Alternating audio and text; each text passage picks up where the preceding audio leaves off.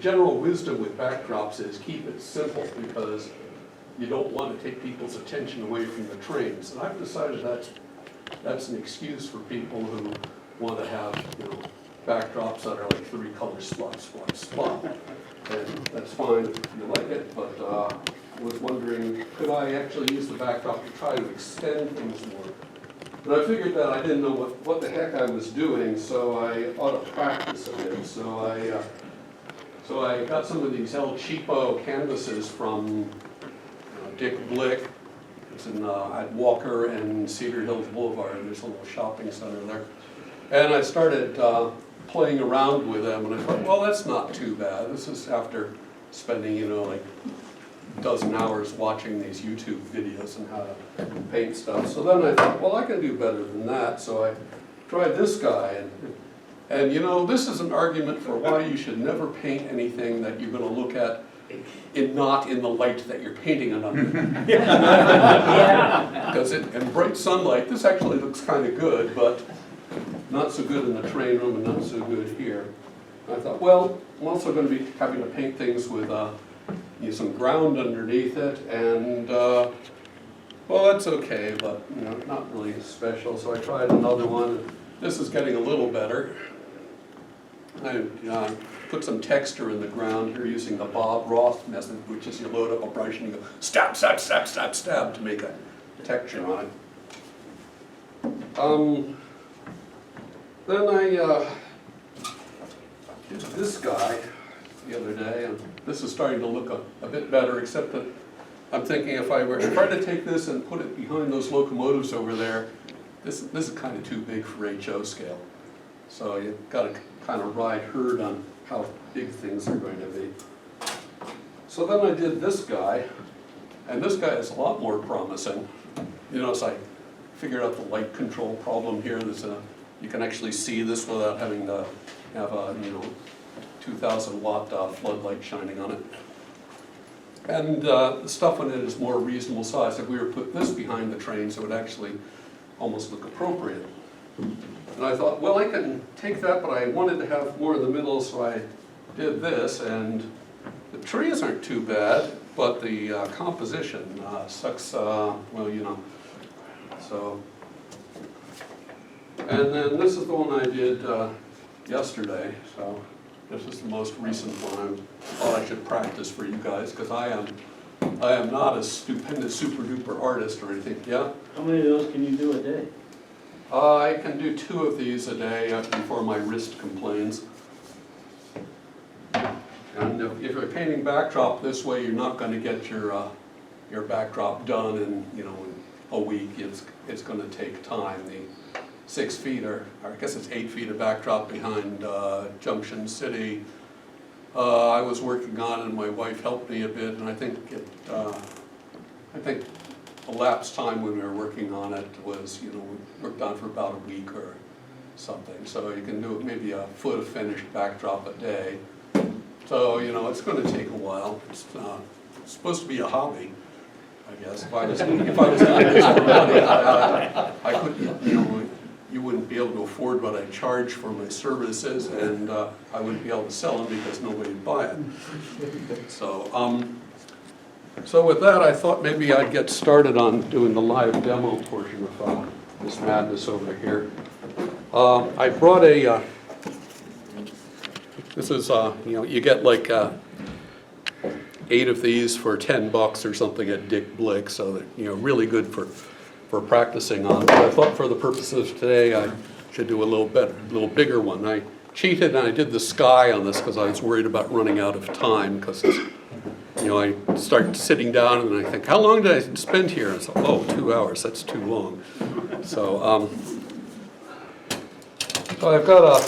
I've been developing a fetish for paintbrushes, and I've got fan brushes, round brushes, tree and texture brushes, chisel brushes, blender brushes, I'm not sure what this is. I've got rigger brushes. That looks like a jug. Yeah, these are called rigger brushes because use them to paint. People used to use them to paint the rigging on ship pictures, so that you can. These things work for drawing really, really fine lines. And we're using a bunch of colors. Most of the colors here are Liquitex. This one's the primary color, which is dark hooker's green, or deep hue, I guess it's called. And it turns out that this is about the same color as the foreground trees I have. So this is like an ideal color for painting trees. So let's get started. Got a old palette tray I was using. This is a California roll lid from Wajimaya. And you can see that it gets a little crusty after a while. And when that happens, you just sort of get rid of it. And Order most if you eat as much California roll as we do, you don't run out. Or you can get one of these guys, which lets you spread out a bit more. Or if you really want to be a real artist, you can go buy a professional palette board like Bob Ross and get an easel so you can stand there and do everything. But that's a lot like work. You may notice I got a bunch of water jars up here. So I've got first brush rinse, second brush rinse, and a jar with just a little bit of water in it, so when the brushes are dirty I can stick them there. One of the problems with acrylic paint is it dries really quickly. And so if you put a brush down and work on something for 10 minutes, you're going to have a petrified brush. The one you put down is going to require some serious cleaning. If you let it sit for half an hour, it may not be recoverable anymore. So got to keep an eye on it. Okay, so I'm going to pour out a little bit of ivory black here. I don't know why they call it ivory black. I thought ivory was sort of white. Some Hooker's deep green hue. And a little bit of burnt umber.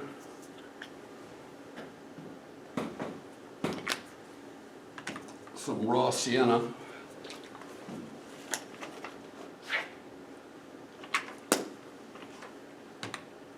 Bit of yellow. This is the key to the sky. It's called cerulean blue, and I mix this with titanium white. I try to paint more blue and then progress to more white down here. And if you work at it, you just use a brush like this, which is this isn't an artist brush. This is like a Home Depot or Lowe's brush. But the key is you want bristles that are relatively stiff, and you don't want a bunch of stray bristles coming off the side, or you wind up with whiskers on stuff. But you just sort of work back and forth. And I hope you'll forgive me for not demoing that. Let's see. Where do you buy your paint at? Is that Dick Blick as well? Yeah, I get it at Dick Blick. So these are how much, I don't know if you call it a tube or what? What, a cube? A container. How much is it for a container of the Liquitex? Depends on which one you get. The Series 1 I think is like $5 or $6, and the Series 2 is like $1 or $2 more expensive. Series 3 is $1. It depends on how much hassle it is to grind the pigments and get it right. They charge more for exotic colors, or maybe it's for the colors that don't sell as well. This is matte medium, which is sort of I paint with oil, I'd have some sort of gum spirit or something you dilute the paint with. You dilute acrylic with matte medium, or at least you can. You can also dilute it with with water. And let's see, this is parchment. This is an older bottle.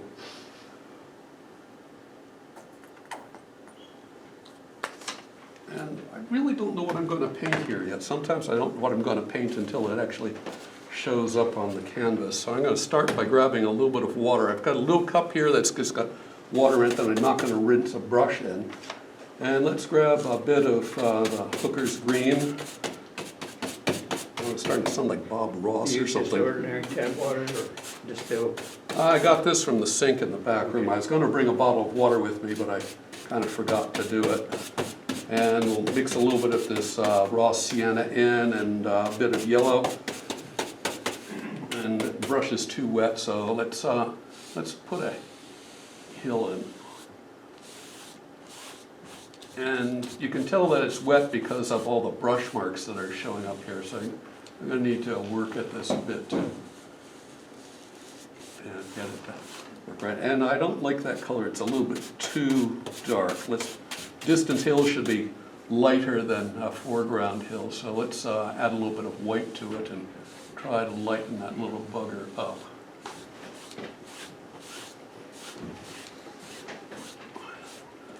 And we're gonna work in layers, or I'm gonna work in layers here, you know, distant hill, then layer stuff coming forward. So, clean the brush off a little bit, try to get most of the paint off of it, and then I'm just gonna stick him in the jar with a little bit of water in the bottom. You don't want the, if you do that, you don't want the water to come up here, because that'll wreck the brush. So, we ought to put some trees on there, but it's a little wet yet, so here's an attachment that's, well, it would be an attachment that's useful if it... Maybe if I press the power button here. Okay. And a little bit of this and the paint suddenly dry, and if you can paint over the top of it without moving it. How long would it take to dry by itself, Charlie? Oh, it'd be, you know, it wouldn't be tacky any more than 20 minutes. 20 minutes, wow. Yep, and it'd be effectively dry in 5 or 10, but this speeds things up if you're impatient like I am. So let's see if we can make some trees here. And I might give the illusion that I know what I'm doing, but I can assure you this is really just an illusion. I want to mix up a green that's sort of a conifer green, but it's a little bit lighter. So this is kind of a Bob Ross way of doing things, but kind of dab a little bit here. And we're not going to try to get everything perfect here on the first pass. We're going to come back and do some more of this with a different color. The multicolor is what gives the layering effect. If you look at a tree, you see that's just look out the window. How many different colors do you see in those trees out there? Some are light and some are dark. And Michael James Smith sort of goes in and tries to paint the leaves individually. We're not going to do that today. I've done that, and it can be really nice, but it takes a lot of time. And using a fan brush to do this can speed things up a lot. So let's put some more trees in here. And you notice that that sort of disappears when we go into the green as opposed to where we were putting the trees against the sky.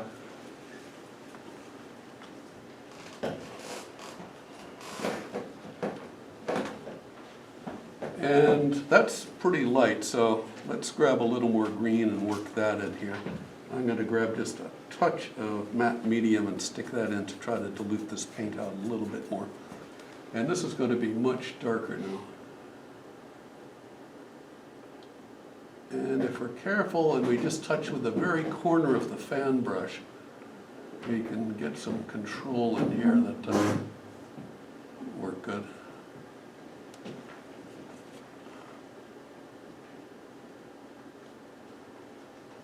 Can you all see this on the screen very well, or should, Jeff, can you zoom that in a little more?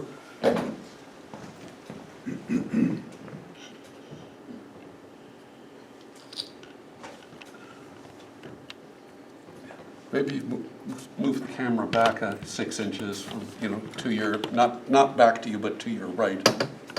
Yeah, that'll give it a little better angle, and hopefully that'll help a bit.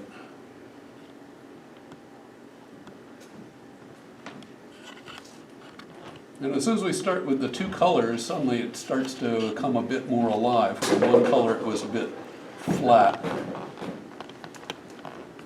Now you might say those treetops look nice, but they actually don't really look that nice.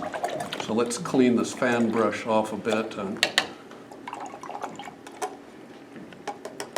and into the holding tank he goes. And remember I was talking about the rigger brushes? This is a #1 rigger brush I'm about to grab here.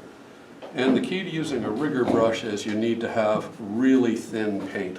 So I'm going to grab some water here and let's see if I can. And I'm just gonna mix it up until it's like ink instead of paint. Needs a little more water. And then I'm gonna pull the brush out, twisting it as I go, and look at how tiny a point we get on that.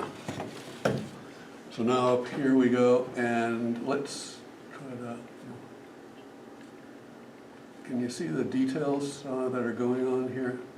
And we're just putting the very tops of the trees on here. I'm not trying to, well, this one needs some more work, but I'm not trying to paint the trees completely with this brush. That would, you know, we could do that. It's going to take more time. But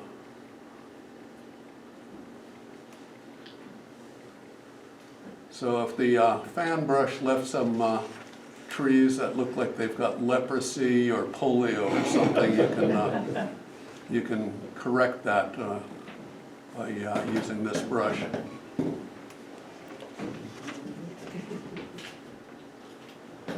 Well, this is where the guys on YouTube would speed up the video and do a time lapse, or I'm doing like this, but I'm out of Scallusion water, for those of you who remember Star Trek, and so you're going to have to put up with real time here.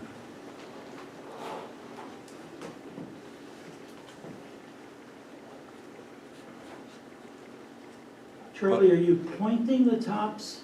Yes. Making branches at the tops, or just coloring over? I'm pointing the tops. I'm trying to make the trees look somewhat pointy. We sort of expect our conifer trees to look pointy. So that's what I'm trying to do here. You can come up and check it out, of course, when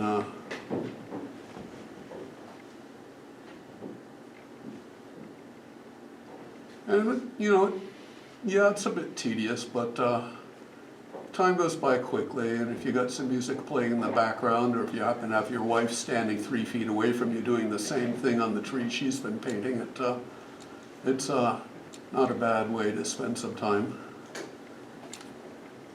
I mean, it could be worse. You could be hand spiking 30 feet of track.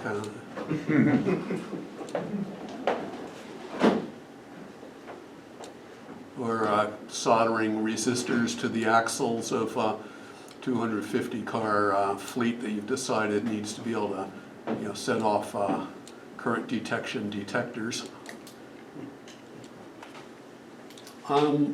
Let's try to get some more color detail into these trees. So I've got a darker color here, and I'm just going to kind of go in and do the little dots. I'm not going to do all that. You can see what I'm doing here.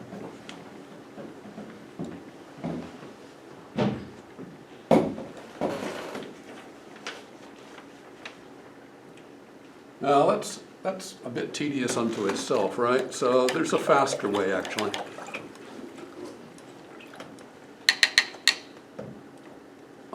Actually, these rigger brushes clean really, really well. I think it's because I use the paint so thinned out on them that just take them and rinse them and then wipe them off, and this one's good to go.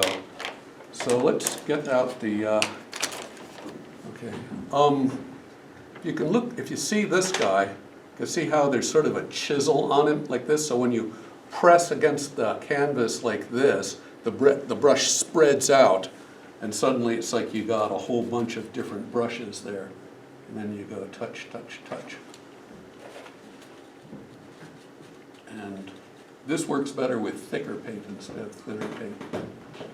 It's a little bit too dark, so let's lighten it up a touch. So this is a faster way to, you know, add foliage detail. Look how fast that's going compared to using the rigger brush and trying to, you know, put individual features in.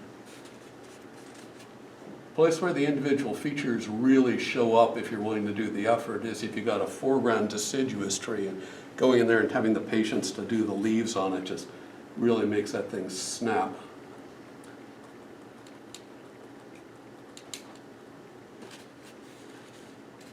How are we doing on time? About 55 minutes.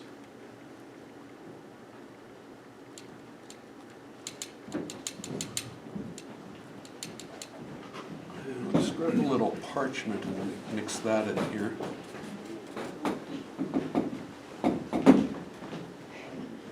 And maybe a little bit of bushes, you know, sitting out there in the field somewhere.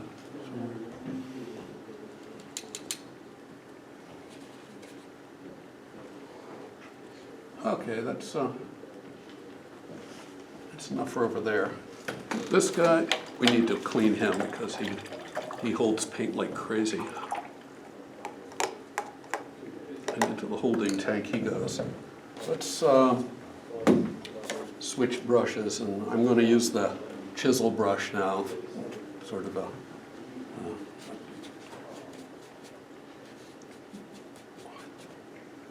and how dark is he? Oh, that's really dark. Let's lighten him up. You can't, I really don't have an eye for what colors are going to be like when I'm mixing them here on the palette. But if you put them up on the painting in a place where, you know, it's sort of unobtrusive, then let's get some matte medium mixed in there.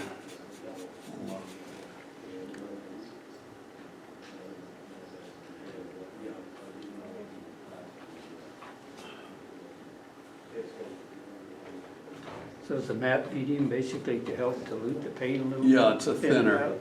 It's a thinner with the same base that the paint has for its. Okay.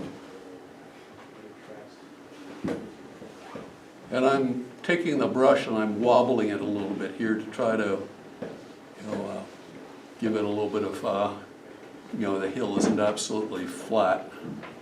The farther away the hill is, you're trying to paint, the lighter color it should be, and the less distinct whatever features you decide to put on it should be. Far away hill, you just don't see that much on it except sort of a blend of colors, and if it's really far away, all you're going to see is sort of a hazy color that's just one color you won't see. Am I using my hand to cover up the camera at all? Can you see what I'm doing here? And let's mix up a little more. Get some more matte medium. So you can see I'm already making a mess of this big palette. What do you know? It's almost the same color. And I think I'm going to put another hill in so it won't have to come down too far with this.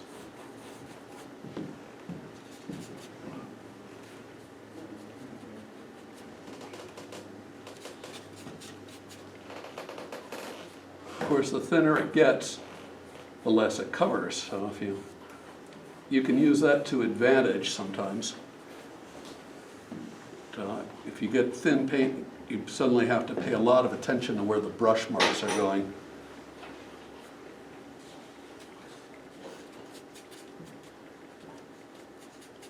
What are you using for material on your actual backdrop at home, Charlie, on your layout?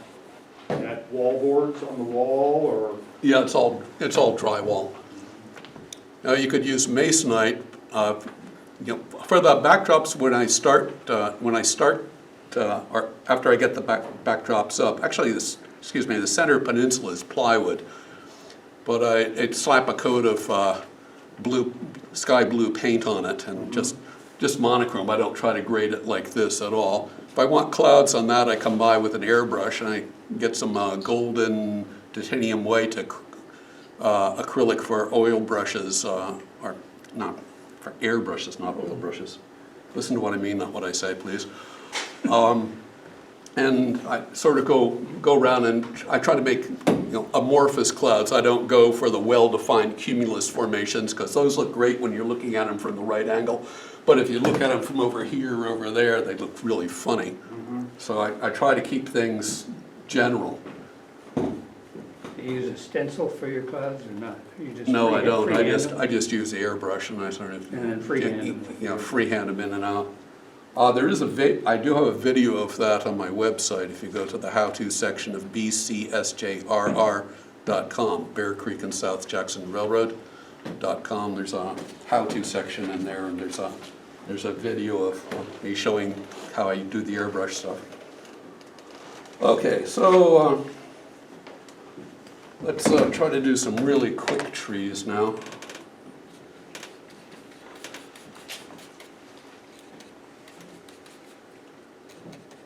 And these I'm going to have to be a little more careful with because these are going to be bigger. And I'm sorry, but I got to move that this one.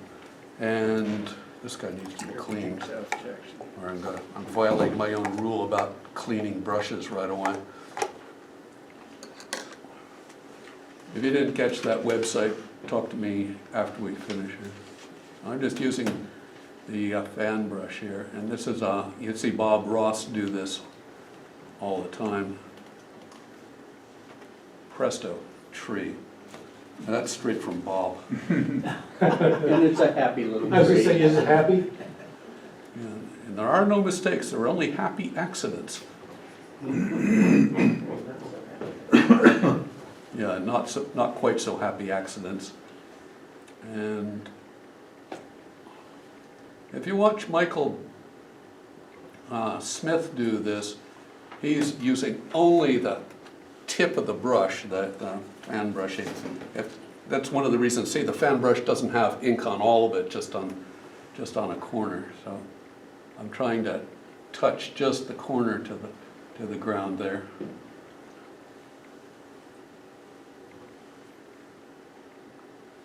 And that means that if your fan brushes start developing whiskers, get a sharp X-Acto blade and get rid of it, because it's gonna make funny whisker marks in the sky.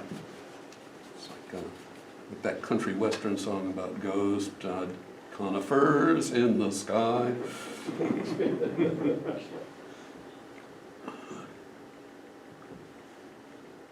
And these are pretty monochrome, aren't they, except for where we picked up some of the hillside color, because I didn't dry this hillside before I started. And if you are clever, you can arrange for the branch tips to go up or down depending on whether you want the tree to be an upper or a downer. Let's add a little bit of yellow into this paint mix. And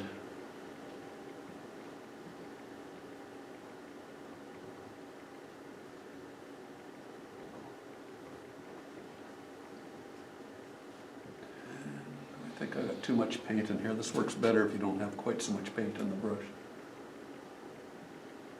And I think maybe it's not quite light enough, so I'm going to grab just a skosh of titanium white and put that in.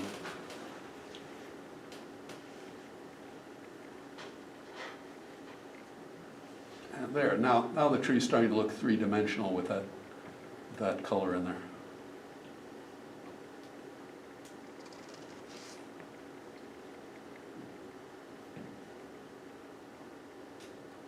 It's amazing how just using just the two colors and not even trying to paint individual branches, just sort of dancing the branch around like it's, you know, some sort of festival or something. And I think I need a little more darkness there. Let's use the other corner of the brush for that side. I said let's use the other corner of the brush for that side.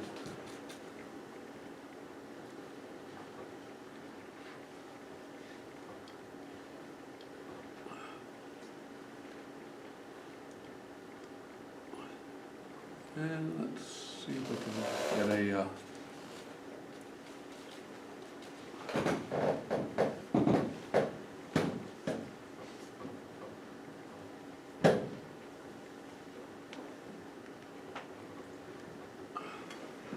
so let me hold the painting up so you can see it a little better. Hopefully you can see it better.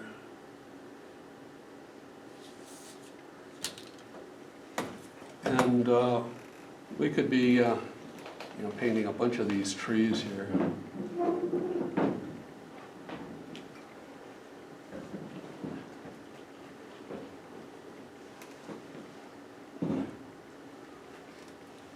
But let's grab our big brush again. Let's dry him out because he's way too wet now. And gonna want a darker color yet. Let's see. Let's go in there. So I'm trying to mix myself up a darker, and I've got the black here. And turns out you mix black and yellow, you get green with these paints. That's how it looks strange. Trying not to dribble the matte medium on the floor. Something tells me that a rec center wouldn't appreciate that. Okay, so in keeping with the theory that things get a little darker as you get closer to the front.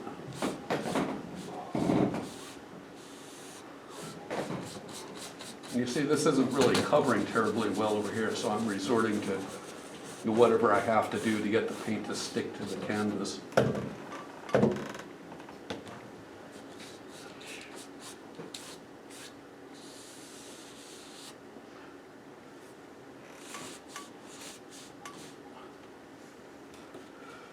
All right.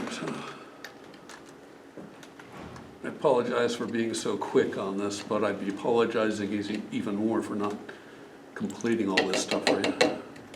So, just have to put up with me. Oh, I got a problem. Problem is, we didn't cover it at a place here where you can see the back, the rear hill through the front one. This jar of paint is almost gone. But I have another jar. I expect that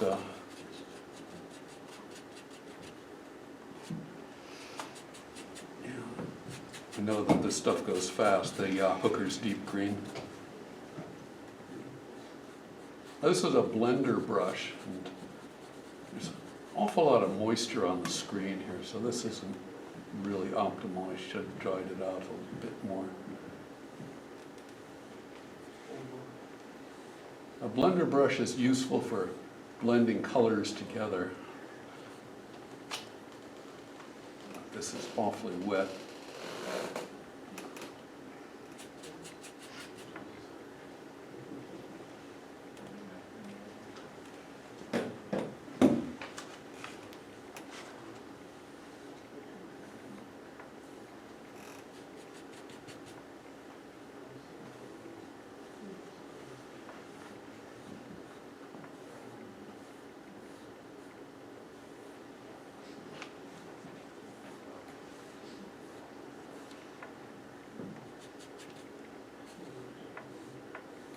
Well, this hill is getting close enough to us so that we'd expect to see some more detail in it. So let's see if we can just put some more detail in whatever the heck's on this hill in the way of vegetation. It's green, so I guess there must be something growing on it.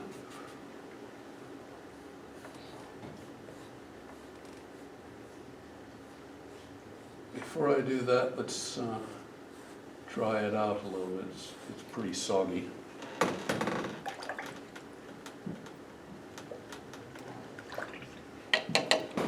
Blender brushes pick up a huge amount of extra paint, so this guy gets the double cleaning before I wipe him off, you know. Bit of extra paint on him. Into the bucket he goes.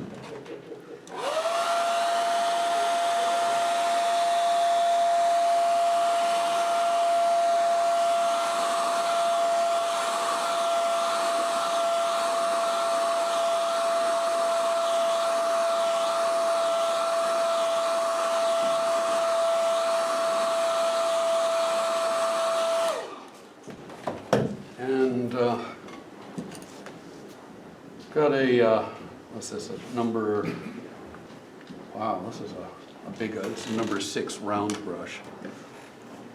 Let's try to mix ourselves up a tree trunk color. Actually, I'm ahead of myself then. Let's not do that right now. If anybody told you I knew what I was doing with this, they were sadly misleading you.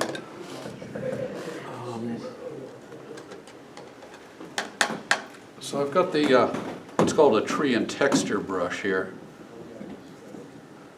And remember this guy, he's the one with the chisel tip? Well, I got his big brother over here. Same thing, except bigger, so let's just try to, I'm gonna mix a little bit of raw sienna in with the green. That's gonna give us a bit more of an olive color than than just the color we had. And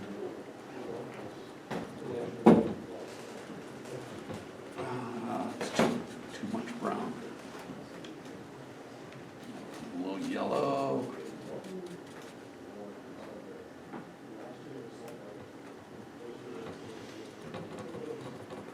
Just sort of dab, dab, dab, dab, dab. Not hitting really hard, not firing the brush into the canvas. Bob Ross. How many of you knew that Bob Ross got his, was a protege of a guy named William Alexander, who had a TV show on public television in the late 60s, early 70s called The Magic Method of Oil Painting. Bob's real key is he coat the whole canvas with this thin white paint, and since it's oil, it stays liquid for a long time, and then you blend everything together in it. That's why when he blends the water, he can go back and forth, and he pulls the colors down from the trees at the lake edge, and then he blends back and forth, and it looks like reflections. So that's really what's going on there. And you can't do that with acrylics very well. Acrylics just don't like to blend that much because they don't stay wet long enough. You can do a certain amount of that. I'm doing it right here. If we're looking at the colors that are going on after I've been painting a while, you can see that they're definitely different color than the, oh, that's too much white. Definitely different colors from the ones that I started with.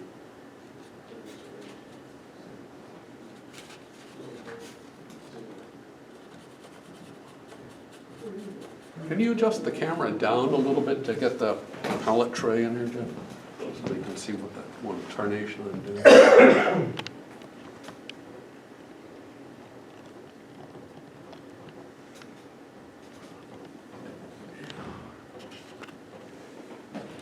It's hard to see right at this angle.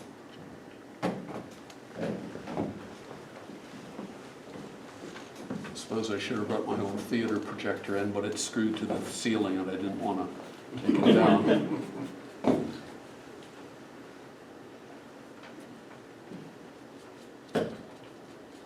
You don't want to have too much paint on when you're doing this stuff. Too much paint means you put down a blob of paint. But if I do this right, it should put down something that looks like there's a bunch of different brushes that have been going at it.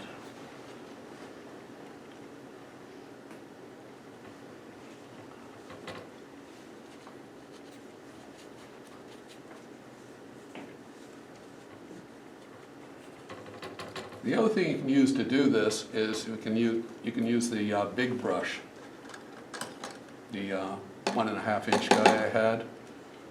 You can use him, but he has to be dry to do that, so he's not dry, so we're doing it this way.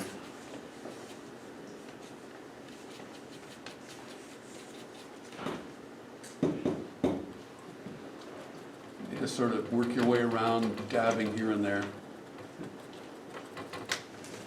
And this hillside is definitely looking like there's some vegetation growing on it now. You need to make some decisions about here. Actually, should have made these decisions some time ago. And the decision is, what color is the foreground scenery going to be where it's going to meet the background scenery?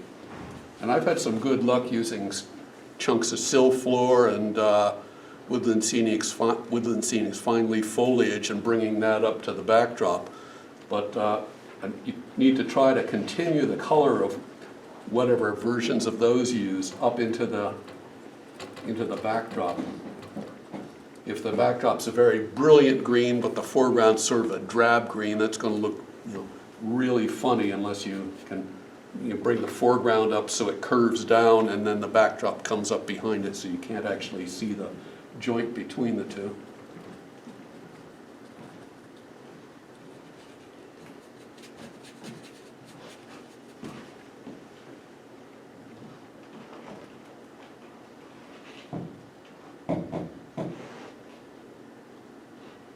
And yes, I am a brush junkie now. My wife has accused me of being a brush junkie. But I plead ignorance to that because I don't know what the brushes do, so Jeff said he likes to experiment and he destroys motors while I destroy brushes trying to figure out what they'll do. Does your wife ever tell you you're doing it wrong?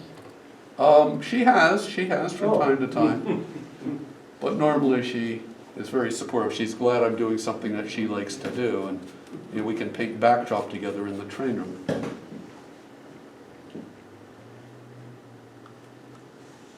Do you find the feel of it is much different when you're standing painting a backdrop versus when you're doing it sitting down like you are now? Yes, but a lot of the difference comes from I'm painting on canvas here, and the canvas has got this big texture to it, but the backdrop is much smoother.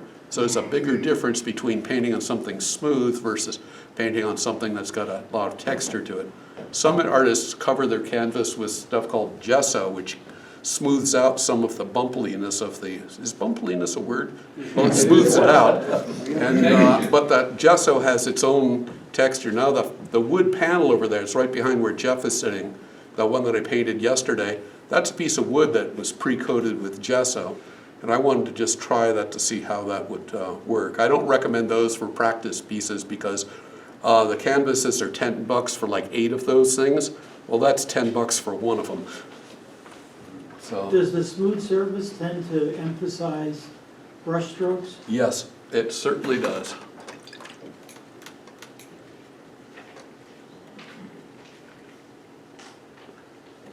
And since this is another brush that sucks up paint like crazy, let's clean Drywall would be considered a smoother surface than canvas. than canvas. Definitely. If you are unfortunate enough to be in a room where somebody thoughtfully textured the walls of the room, you know, it might be, oh, I hesitate to say this even, but it might be worthwhile to either sand the texturing off or slap a layer of spackle on to sand that smooth before you start, because that texture can show up, and if you got light shining on it like this, then you start seeing, you know, Will's nodding yes, you've been there and done that. Show us your t-shirt. Okay, so we got that there. Let's put a, see, I was going to use the this big brush, the big dog brush, to try to mix up tree trunk color. So let's go back to mixing up tree trunk color over here and get a little bit of white in there and some matte medium so that it'll paint more smoothly, and twist the brush to try to point it. It's not a very good point. And this is going to be a big tree.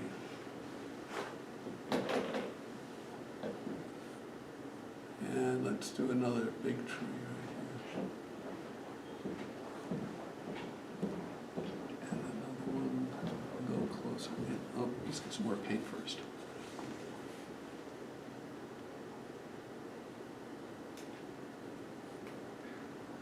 And I'm trying to make the trees so that their tops aren't all the same height. Okay, so we got the tree trunks in, but wait, there's more.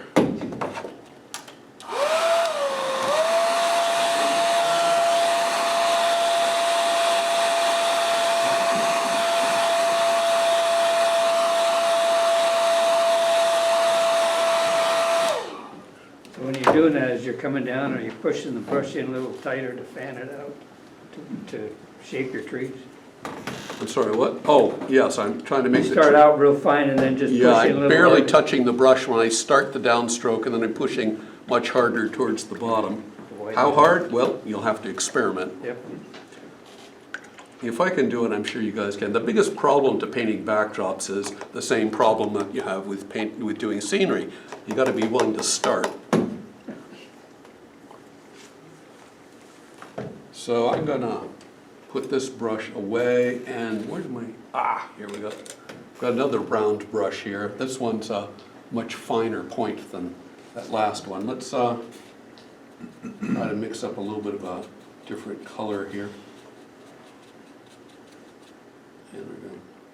Put a little more matte medium in. Okay, so I can actually put my pinky here to support me now, which I couldn't have done before. And this is a slightly different color. Here it's slightly darker. Looks like I'm going to be painting as though the sun was coming in over my right shoulder here.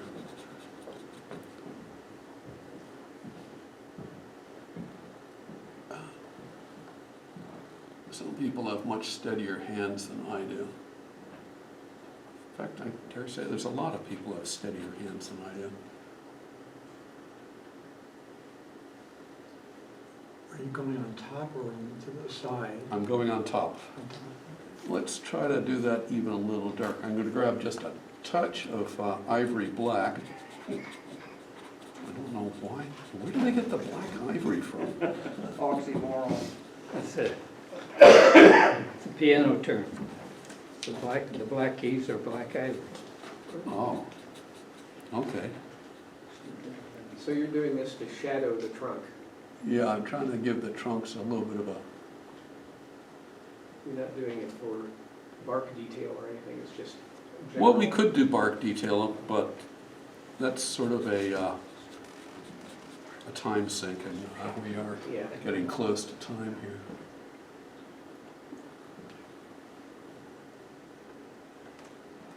I'm just trying to get the... And now let's put a tiny bit of titanium white in there. A little more than that. Okay. And spin the brush to point it. And then over here. To the other side. So we're trying to put the trunk highlights on the right and the trunk dark lights on the, is there such a word as dark lights? I guess that's sort of like black ivory. Low lights? Low lights or shadow. Highlight, low light. Yeah, if you do this wrong, it looks like the trunk's made out of a 4x4. You do it right, the trunk suddenly takes on a bit of life. Oh, that's kind of a bit lighter than I was hoping for. Oh well. We'll have to deal with it. One of the advantages of doing this in the train room is I don't have time pressure. If I get called to dinner or get called to go to a train meet or something, I can just sort of leave it and go off. Hardly perfect, but it will have to do. Let's go back to the rigger brushes. I'm going to grab the number 1 rigger brush, and let's grab some water and some of that Hooker's deep green. And remember, the key to doing this is the paint's got to be really thin. This is one of the places where oil paint really shines, because oil paint keeps its color. When you dilute it, the color doesn't thin out as much, even though the paint is quite thin. And acrylics does. So I'm going to come up here and I'm going to do the unthinkable and start painting the top of a...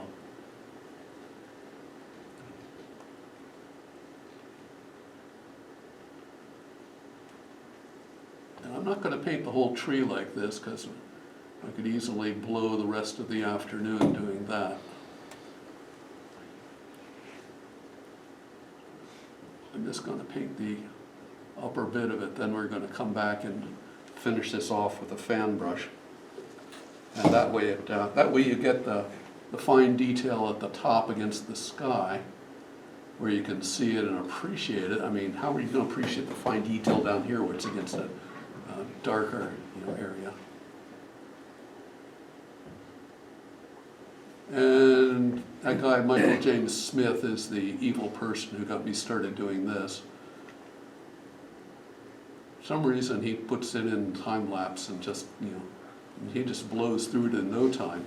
And then to your surprise he says, okay, that took about 3 hours. And what? And actually, it only took 5 minutes.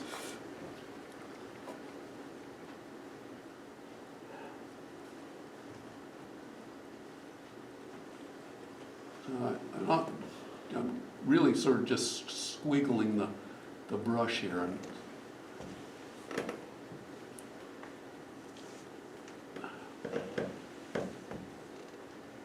if I wanted to really paint this finely, I've got a number 0 rigger brush that paints even smaller lines than this guy does.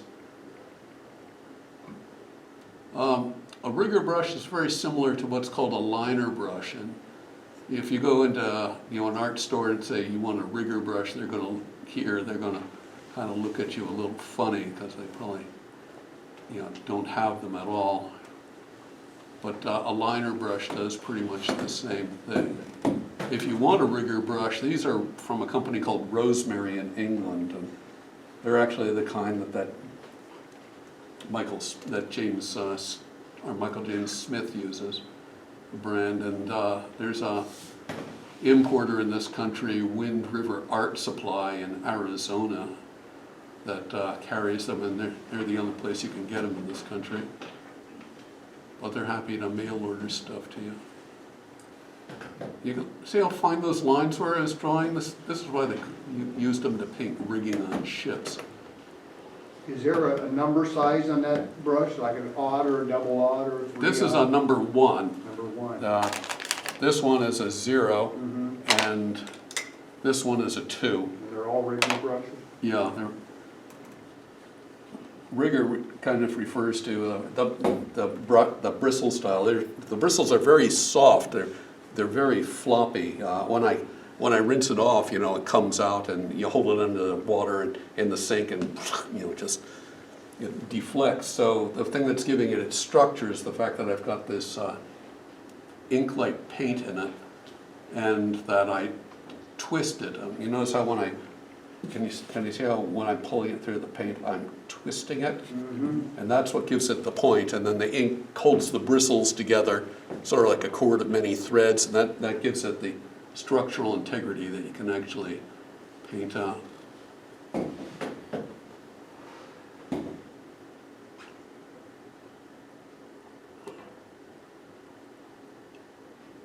All right, where's the fan brush? But because we're painting with such thin ink, and the bristles are really, really flexible, this is enough to clean it for now. I'll wash it, when I'm cleaning up to leave here, I'm definitely gonna wash it. I'm not gonna walk out of here without cleaning these brushes. That would be a freaking disaster. You can finish up between, say, 45 and 50. Yeah.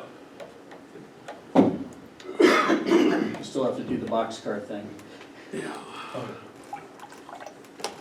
So I think we're just gonna paint these, put some foliage in these trees, and we're gonna call it done for today.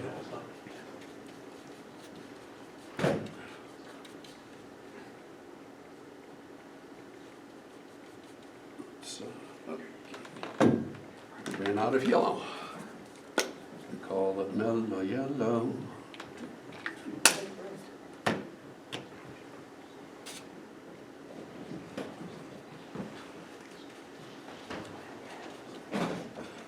Acrylics, you tend to go from dark and work your way to light.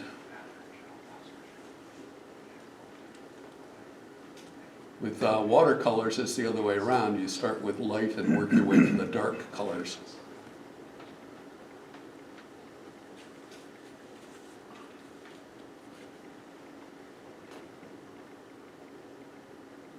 Let's put a little more detail up there. Okay. So if I do this right, the difference between the top, which I sort of hand painted the branches on, and the down where we are now, where I'm using the fan brush to sort of dab them in.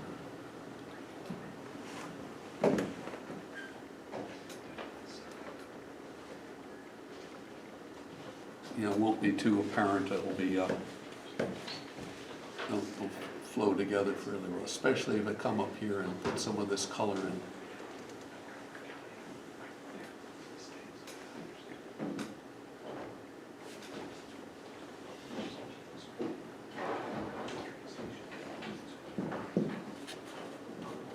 I feel very Bob Rossi when I'm doing this.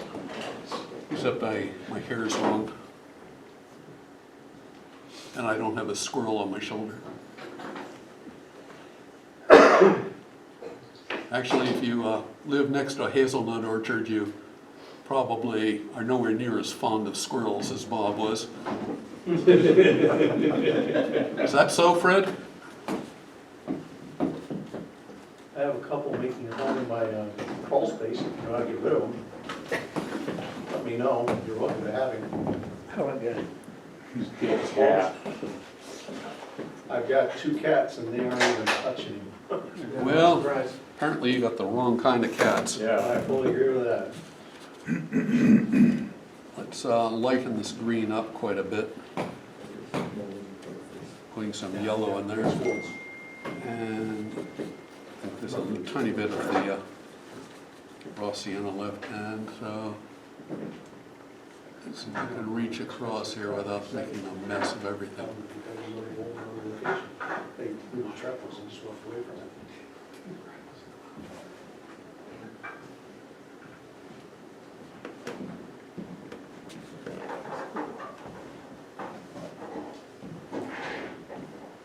And once you get to this stage in the painting, that starts to, the trees start to really pop and makes you feel like, hey, maybe I almost know what I'm doing, but then I think, nah.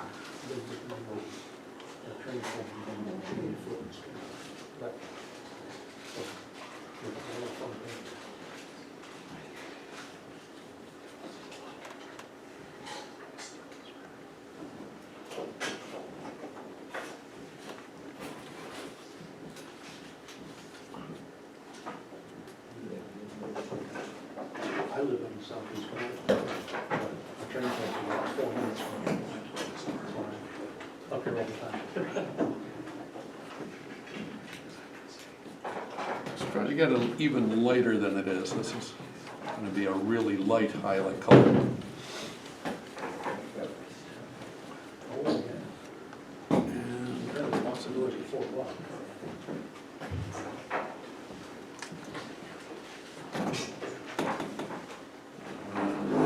just the lightest touch here with this brush.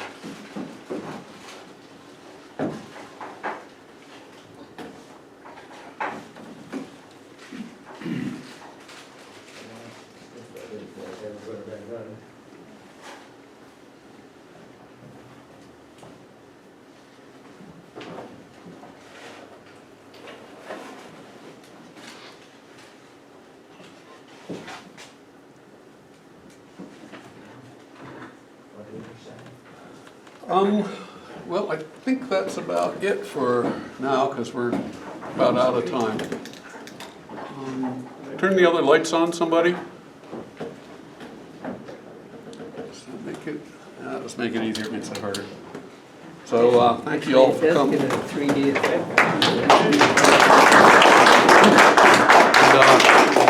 And, feel free to come up so you can really see what's here. It's hard to see it on the screen.